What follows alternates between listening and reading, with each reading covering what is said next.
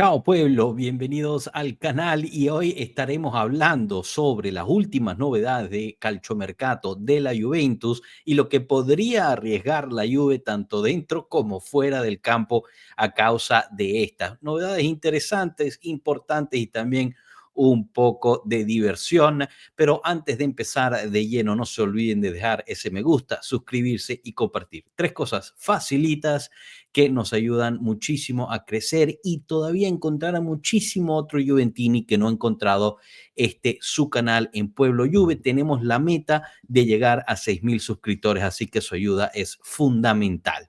Así que chicos, ¿qué ha pasado el día de hoy? Un poquito de todo, la verdad. Quizás podemos empezar con la faena de Thiago Djaló, porque podemos recordar que Thiago Djaló llega como refuerzo para Max Allegri bajo la cuestión de Giuntoli, termina no jugando, lesionándose durante el mercado de verano, lo mandan en préstamo, no funciona, termina teniendo problemas.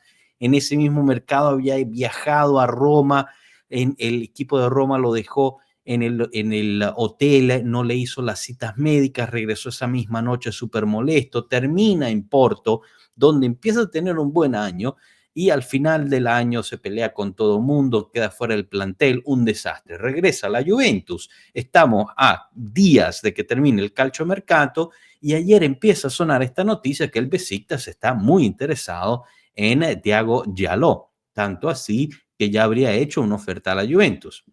La Juventus acepta la oferta, Thiago Djaló vuela a Turquía para hacer las pruebas médicas y el día de hoy creo yo que debería haber el anuncio oficial. Esto va a ser una transferencia definitiva, así que la aventura de Thiago Djaló con la Juventus realmente fue muy pasajera y rápida. Al final la oferta es de 3.5 millones, obviamente hay que esperar a que llegue el anuncio oficial para que veamos las cifras, pero si tomamos en cuenta que la Juventus lo compró en 5.1 millones, termina vendiéndolo en 3.5 después de un año y medio, dos, yo creo que ahí no va a haber alguna minusvalía y quizás hasta haya una mini plusvalía.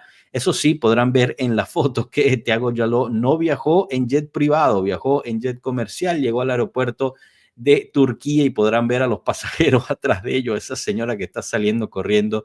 La verdad es que me da risa pensar que Djaló tratando de, tú sabes, hacerse el gran futbolista súper famoso y la tipa atrás lo único que quiere es ir a agarrar su conexión. Pero bueno, veamos si al final llega esta confirmación sobre la venta de Djaló y le dimos un definitivo adiós al portugués. Pasando ahorita a otro defensa, ya que de la nada prácticamente llega un interés fuerte por Niccolò Savona. Habíamos hablado que durante el verano habían habido varios clubes de la Premier interesados en el lateral italiano. El que más sonaba era el Newcastle, pero quien hizo la primera oferta es el Nottingham Forest. Sí, el mismo Nottingham Forest donde terminó yendo el buen Douglas Luiz, que acaba de cerrar esa operación. Ahora, hay que ponerse a pensar también que el Nottingham Forest, quien ya ha gastado más de o cerca de 200 millones de euros en este mercado, en los últimos días de mercado sigue muy activo y en una de las, digamos, plazas donde está activa es por la situación Niccolò Savona. Tanto así que llega fuerte con una oferta en la mesa definitiva, la cual son 11 millones de euros para la Juventus por Niccolò Savona.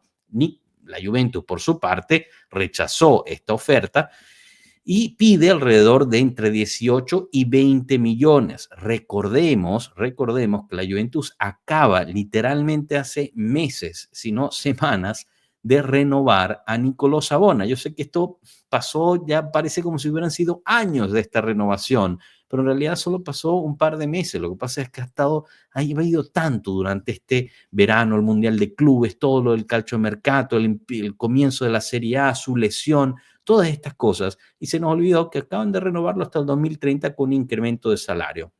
Independientemente de lo que le va a ofrecer el Nottingham Forest es mucho mejor, le están ofreciendo 5 años a 2 millones por año y al parecer el defensa habría dicho que sí estaría interesado. Ahora se espera que el Nottingham Forest el día de hoy llegue con una mejor oferta de alrededor entre 14 y 15 millones más un 10% de una futura venta.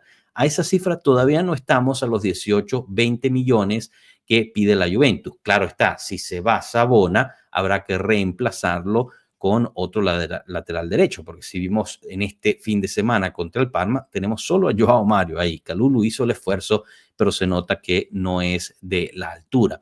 Ahora, otra de las, digamos, posibles entradas que podrían llegar con la salida de Nicolò Savona es Zegrova. Habíamos hablado que para que se llegara a Zegrova tenía que irse Nico González. Nico González sigue la negociación entre las partes, entre el Atlético de Madrid y la Juventus, porque la Juventus quiere por lo menos una obligación de compra, mientras que el Atlético está ofreciendo solo un préstamo con opción de compra, y la Juve está tratando de recibir lo más cercano a 29, 30 millones posibles. Entonces, esas negociaciones siguen ahí. No sé si dará suficiente tiempo para llegar a un acuerdo. Es cierto que un enfoque importante para el Atlético ha sido el argentino, así que ojalá. Independientemente, yo creo que la salida de Savona también pueda ayudar a la entrada de Zegrova.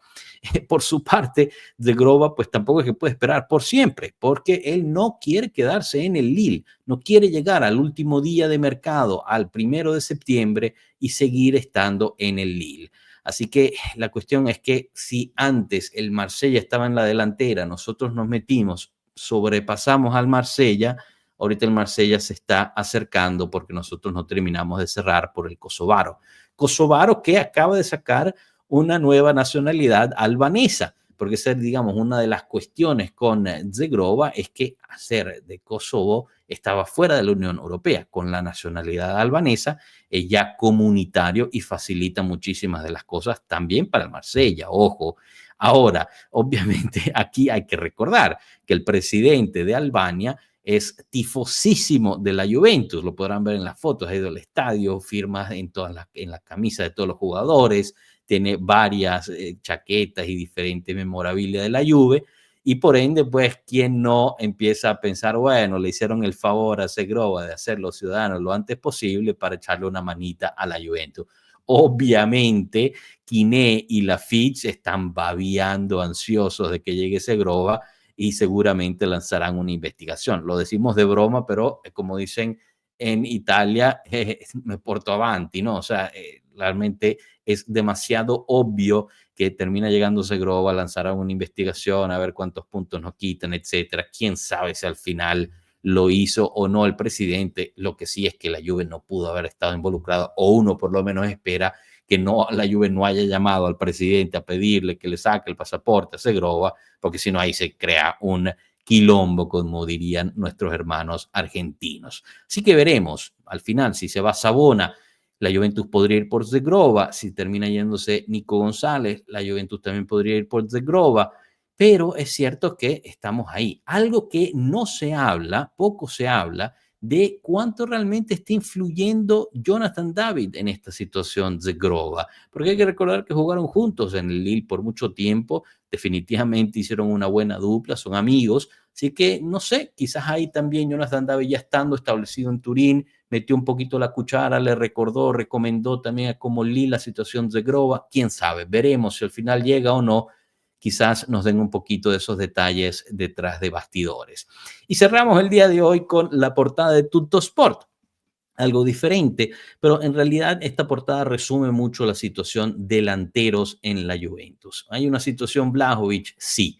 ¿Hay una situación Colomoni? También. La Juve sigue probando cerrar por Colomoni, pero insiste que lo que está pidiendo el PSG por el francés es demasiado, es mucho, y hará el esfuerzo de llegar a 60 millones, incluyendo bonus, con un préstamo oneroso incluido de eso. Pero si ya incluyes también el préstamo oneroso que se pagó por los últimos 6 meses del año pasado, estamos ya rondando los altos 60, casi 70 millones en términos de costos sobre este jugador, si al final terminamos cerrar por eso. Y aquí una pregunta a ustedes. Realmente Colomoni, con todo el cariño que le tengo, con lo mucho que ustedes saben que me gusta como jugador, ¿vale una cifra tan alta? Y si no es él, ¿cuál es la alternativa? Porque a este punto del mercado quedan muy pocas alternativas.